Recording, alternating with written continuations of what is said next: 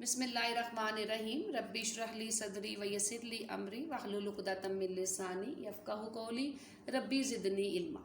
अज़ीज़ तालिबात, रहबर मुतालिया पाकिस्तान के lecture number 8 में मैं आपकी खिदमत में हाजिर हूँ। अज़ीज़ तालिबात, गुज़िश्ता लेक्चर में हमने बाब नंबर 2 का आगाज़ किया था।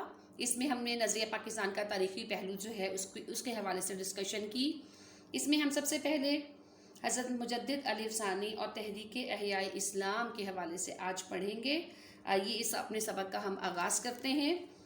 शेख अहमद सरहंदी 15 जून 1564 को सरहंद के कस्बे में पैदा हुए। आपके वालिद मोहतरम शेख अब्दुल अहद मुमताज़ आलिम दीन और सूफ़ी थे। आपने इब्तदाई तालीम अपने वालिद से हासिल की और ख्वाजा बाकी बिल्ला के हाथ पर बैत की। इसके बाद आप दावत दीन में मसरूफ़ हो गए। आपका सिलसिला नस्ब हज़रत उमर फ़ारूक रज़ी अल्लाह तआला अन्हा से जा मिलता है।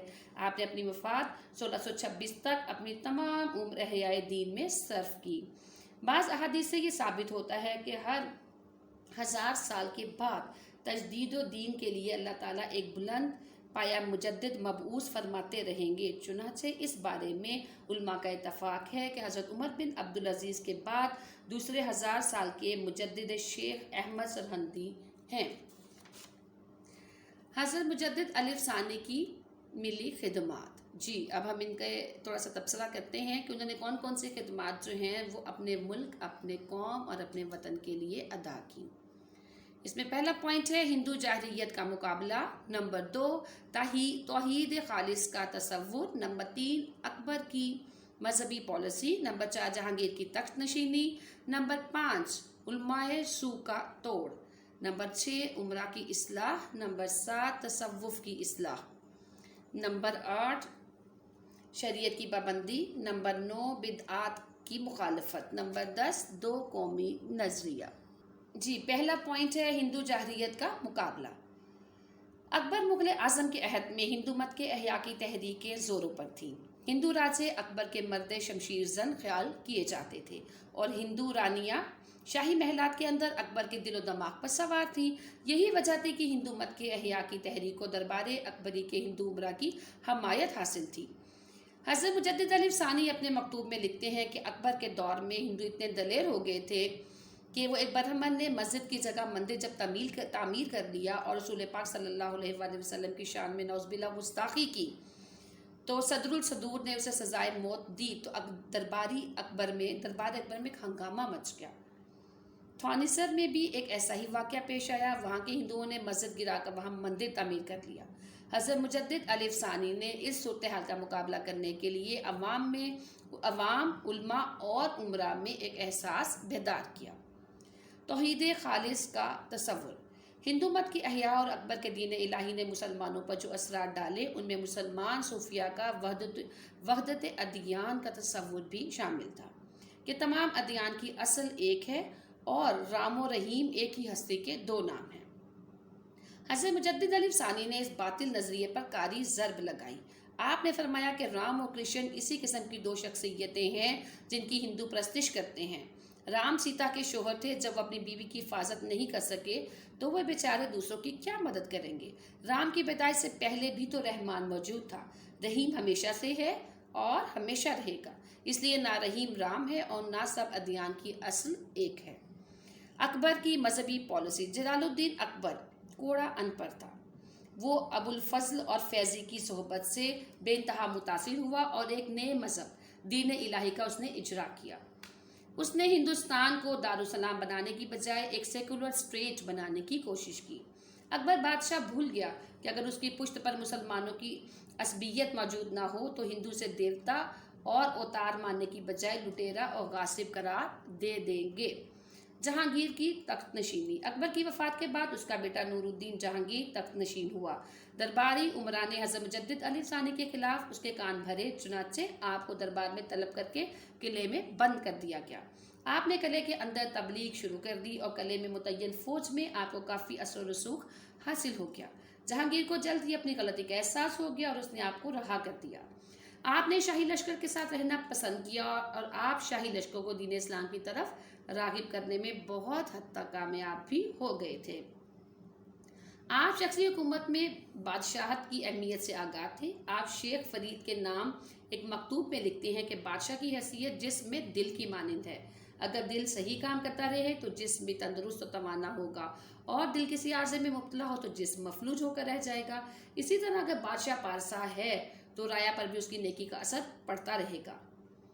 اسی طرح کہا جاتا ہے کہ الناس علی دین ملوسم، لوگ بادشاہ کے دین پر ہوتے ہیں، جیسا راجا ویسی پرجا۔ اس لیے حضرت مجدد علی ثانی نے جہانگیر بادشاہ پر خصوصی توجہ دی۔ جہانگیر بادشاہ نے آپ کی تعلیمات سے متاثر ہو کر شراب کی بندش، مسجدوں کی تعمیر اور فروغ اسلام کے احکامات صادر فرمائے، اور مجدد علی ثانی نے اسے بادشاہ اسلام قرار دیا۔ علماء سو کا توڑ، دین میں فساد علماء سو کی وجہ سے پیدا ہوا۔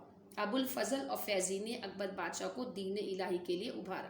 یہی وجہ ہے کہ حضرت مجدد علی ثانی معاشرے میں بگاڑ کی سب سے زیادہ ذمہ داری علماء سو پر ڈالتے تھے، یعنی وہ علماء جو جاہ طلبی اور دنیا پرستی کی وجہ سے آخرت کو نظر انداز کر کے غلط عقائد پھیلاتے تھے اور قرآن و سنت سے متصادم اصولوں کو دین کا حصہ قرار دیتے۔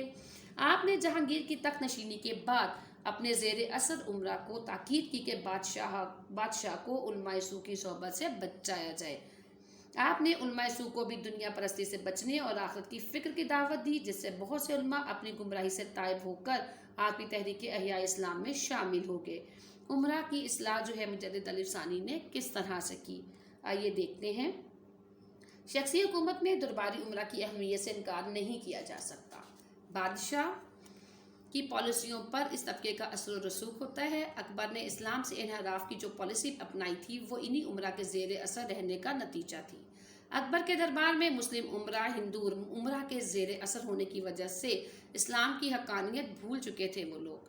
مجدد علی ثانی نے ان عمرہ سے مل کر انہیں خبردار کیا کہ وہ پیغمبر اسلام صلی اللہ علیہ وآلہ وسلم کی تعلیمات اور سنت پر عمل کریں، اسلام کے بتائے ہوئے سیدھے اصولوں کو اپنائیں اور ہندوؤں کے مشترکہ رسم و رواج سے غلط ملت نہ کریں۔ انہیں خبردار کیا کہ اگر انہوں نے اسلام پر عمل نہ کیا تو نہ صرف ان کی عاقبت خراب ہوگی بلکہ اس دنیا میں بھی وہ ذلیل الخوار ہو کر رہ جائیں گے۔ تصوف کی اصلاح، تصوف پر اس دور میں وحدت ادیان اور وحدت الوجود کے نظریے کا اثر تھا۔ صوفی اللہ کو کل قرار دے کر تمام کائنات کو اس کا مظہر خیال کرتا تھا۔ اس طرح بندہ اور خدا ایک دوسرے سے جدا نہیں رہتے تھے، بلکہ اللہ دریا ہے تو انسان قطرہ، یہ قطرہ دریا میں مل کر دریا بن جاتا ہے اور صوفی و وصل و سکون کی کیفیت سے سرشار ہو جاتا ہے۔ اس کیفیت میں صوفی اناء الحق پکار اٹھتا ہے۔ ہندو جوگی کو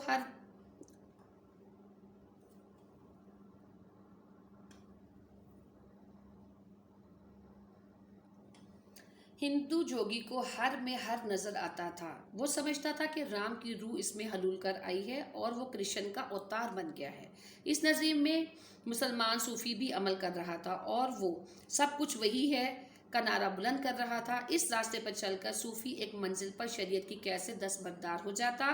اسی فلسفے کے تحت ہندو بھگت اور بابا گرو نانک تک نے حج بھی کر لیا۔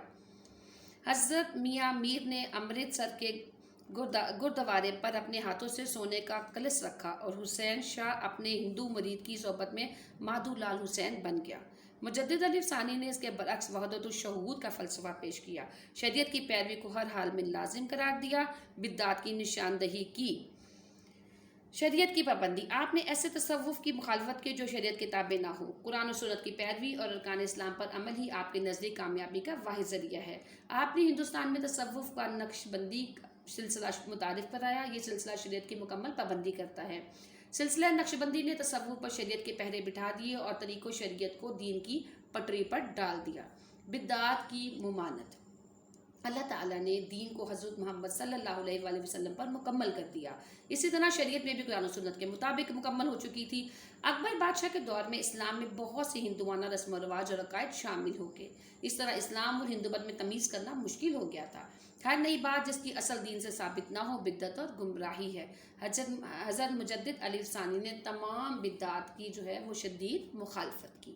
دو قومی نظریہ وحدت الوجود کا منطقی نتیجہ وحدت ادیان کی صورت میں نکلتا تھا۔